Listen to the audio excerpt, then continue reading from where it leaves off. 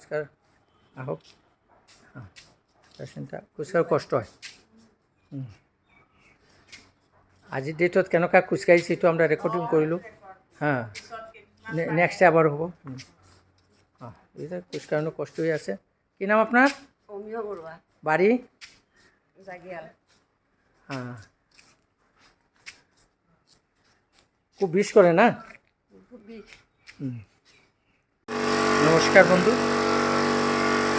এখানে আপনারা দেখতে পাচ্ছেন পেশেন্টটা একবারে কমজোরি ব্লাড সার্কুলেশন একবারে কম